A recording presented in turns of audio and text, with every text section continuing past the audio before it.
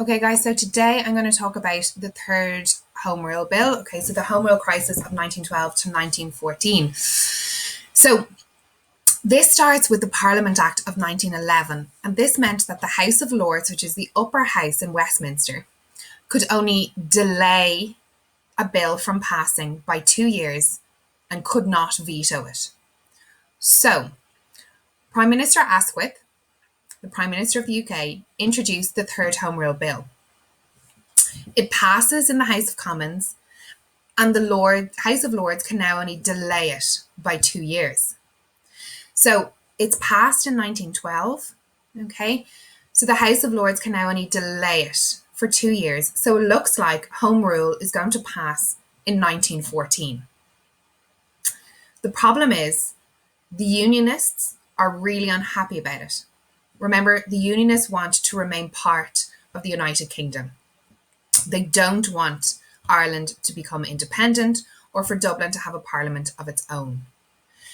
And Unionists like Edward Carson and James Craig held huge demonstrations in Northern Ireland or in Ulster against Home Rule.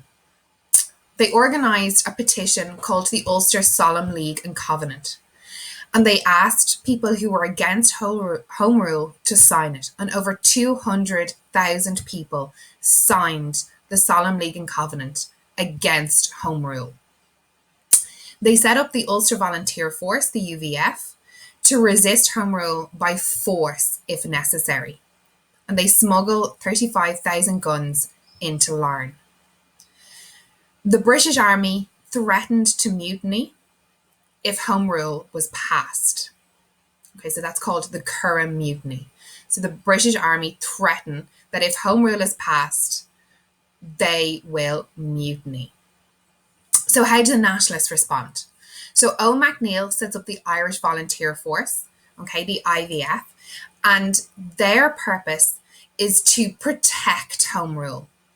Okay, so they'll only respond if the UVF respond. Okay, so the IVF are set up as a direct response to the establishment of the Ulster Volunteer Force, the UVF. And they smuggle weapons into Howth. But it's all for nothing, because Home Rule is suspended in 1914 when World War I breaks out.